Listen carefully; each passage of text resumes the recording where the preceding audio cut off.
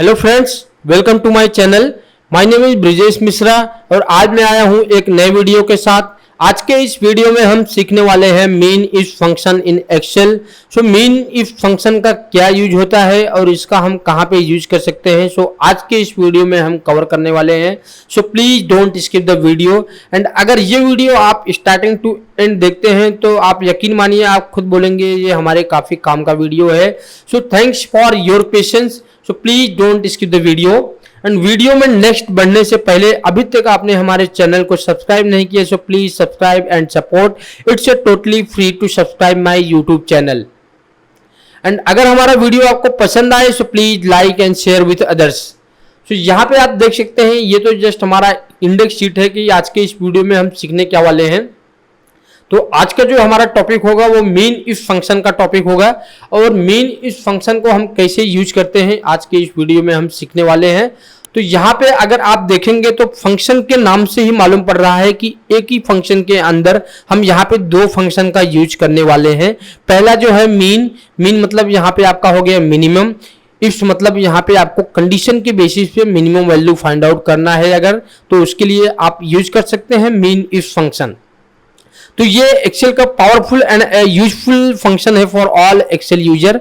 तो ये वीडियो आपके लिए काफी इंपॉर्टेंट है, so please don't skip the video. तो यहाँ पे अगर आप देखेंगे मीन इफ मतलब अगर आप एक एक्सेल यूजर हैं, अगर आपने ऑलरेडी इफ या नेस्टेड इफ यूज किया है तो आपको पता होगा कि ये एक लॉजिकल फंक्शन है। तो यहाँ पे भी मीन इफ में भी आप कंडीशन के बेसिस पे मिनिमम वैल्यू फाइंड आउट करने वाले हैं। सो यहाँ पे आप देख सकते हैं आज के इस वीडियो में हम प्रैक्टिकली करके देखने वाले हैं। So please don't skip the video. तो बढ़ते हैं हम टाइम को बिना वेस्ट किए अपने नेक्स्ट शीट पे जहां पे हम प्रैक्टिकली करके देखने वाले हैं।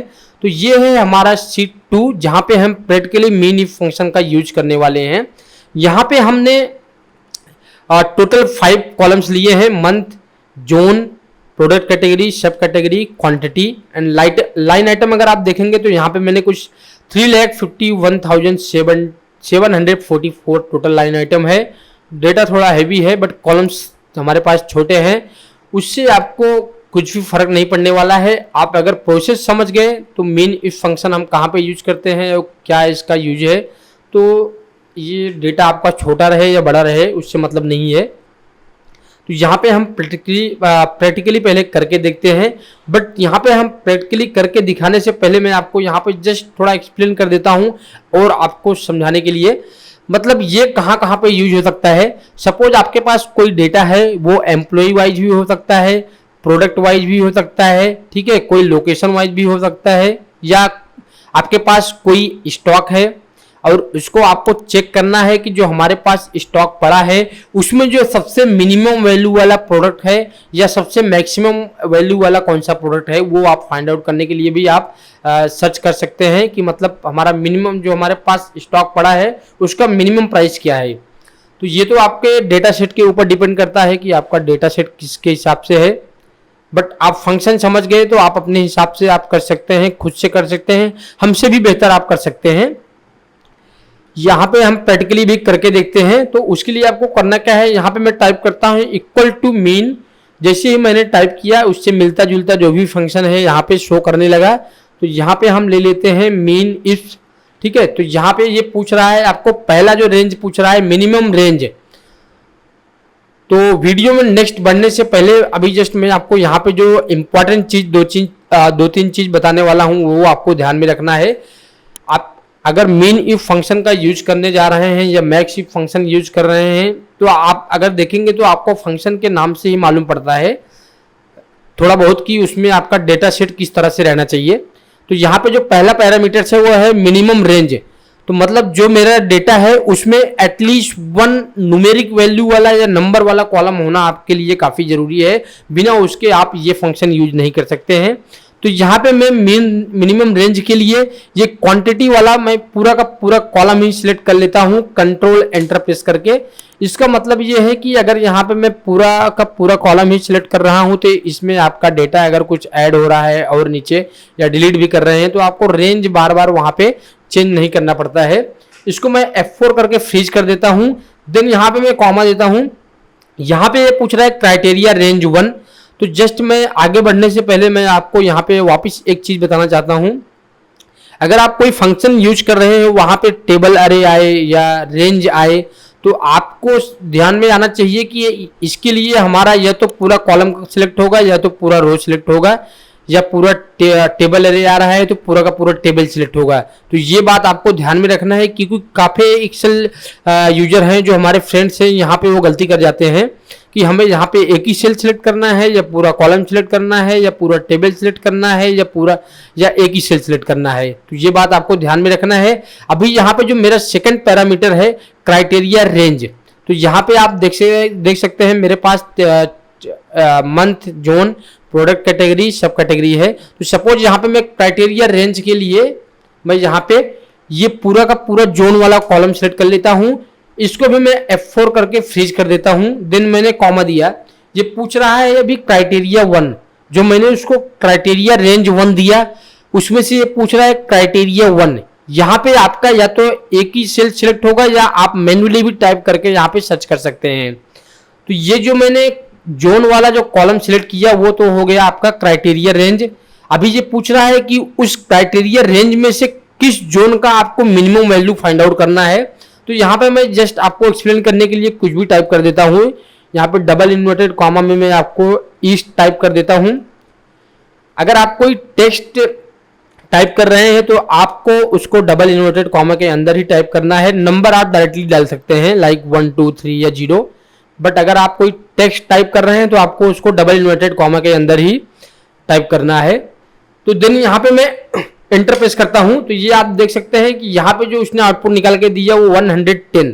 अभी इसको हम जस्ट प्रैक्टिकली भी करके देख सकते हैं, मैन्युअली करके यहाँ पे कि ये करेक्ट आ रहा है कि नहीं। तो यहाँ पे हम जोन में जाते हैं और ये ईस्ट जो मैंने कंडीशन में दिया था इसको सिलेक्ट करते हैं एंड क्वांटिटी में जाते हैं। यहाँ पे आप देखेंगे मैं जैसे ही फिल्टर लिया, पहला जो लोवेस्ट वैल्यू है, जो मिनिमम वैल्यू है वो 110 है। तो इसका मतलब ये जो हमारा आउटपुट है वो एकदम करेक्ट है। अभी यहाँ पे तो मैंने सिर्फ एक ही कंडीशन दिया, आप मल्टीपल कंडीशन ऐड कर सकते हैं कॉमा दे के, ठीक है। यहाँ पे मैं एक और कंडीशन ऐड करके आपको दिखा दे रहा हूँ, तो उससे आपका जो भी डाउट्स है, जो भी कंफ्यूजन है वो क्लियर हो जाएगा। एंड आप इस फंक्शन पे अगर खुद से काम करेंगे तो आप हमसे भी बेहतर कर लेंगे। मुझे इतना श्योर है कि आप अगर खुद से प्रैक्टिस करेंगे तो आप हमसे भी बेहतर कर लेंगे।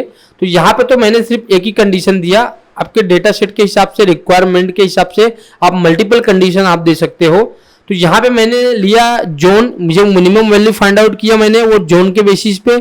अभी यहाँ पे मैं एक और कंडीशन ऐड कर देता हूँ कि सपोज मुझे मंथ का भी कंडीशन ऐड करना है कि ये मंथ में कौन सबसे मिनिमम क्वांटिटी कितना है, ये मंथ में सबसे मिनिमम क्वांटिटी कितना है। तो इसके लिए आपको करना कुछ नहीं, इसको ही मैं F2 करता हूँ और ये जो मैंने ब्रैकेट क्लोज किया था इसको वापस ओपन करता हूँ। मैंने यहाँ पे कॉमा दिया। तो जैसे ही आप एक्सेल में एक पैरामीटर या सिंटैक्स को कंप्लीट करेंगे वो फिर दूसरे पैरामीटर के लिए आपको पूछेगा। तो यहाँ पे मैंने एक कंडीशन दिया था, अभी यहाँ पे मैं दूसरा कंडीशन ऐड कर रहा हूँ। तो इसके लिए मैं ये मंथ वाला कॉलम पूरा का पूरा सिलेक्ट कर लेता हूँ।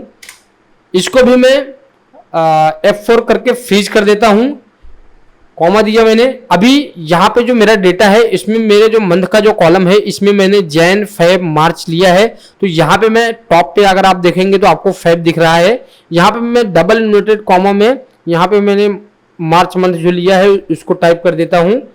टाइप आपको सेम करना है। अगर आपने पूरा मंथ का फुल नेम लिखा है पूरा या 3 डिजिट लिखा है तो उतना ही डालना है, पूरा लिखा है तो आपको पूरा ही डालना है। ऐसा नहीं है कि आपके डेटा में अलग है, यहाँ पे आप शॉर्ट फॉर्म यूज कर रहे हैं। तो मैंने मार्च के लिए ओनली MAR टाइप किया है। यहाँ पे मैं अभी वापस से एंटर करता हूँ तो ये आप देखेंगे नंबर चेंज हो गया। यहाँ पे अभी जो मिनिमम वैल्यू फाइंड आउट किया इसने ईस्ट जोन का, मार्च मंथ में सबसे लोवेस्ट वैल्यू मिनिमम वैल्यू क्या है इसने दिया 550। तो इसको हम देख लेते हैं कि ये करेक्ट आ रहा है कि नहीं। यहाँ पे मैं फिल्टर में ले लेता हूँ, ये देखेंगे आप यहाँ पे फेब, जैन, मार्च आपको 3 मंथ का डेटा दिखेगा। ये मैंने मार्च दिया था, ठीक है। यहाँ पे मैंने जोन में दिया था ईस्ट, तो यहाँ पे मैं ईस्ट सिलेक्ट कर लेता हूँ। देन यहाँ पे चलते हैं हम क्वांटिटी वाले में। यहाँ पे हम देखते हैं तो ये आप देखेंगे ये पहला ही जो आपको lowest value minimum value show कर रहा है वो 550 है। तो इसके लिए आप देखेंगे ये इसने जो मिनिमम वैल्यू फाइंड आउट करके दिया वो 550 इसने करेक्ट एकदम निकाल के दे दिया। सो आई होप अगर आपने स्टार्टिंग टू एंड ये वीडियो देख लिया तो ये आपके काफी काम आने वाला है। So thanks for your patience, thank you so much. मिलते हैं नेक्स्ट वीडियो में कुछ और इंटरेस्टिंग एंड यूजफुल वीडियो के साथ। Have a nice day, thank you so much.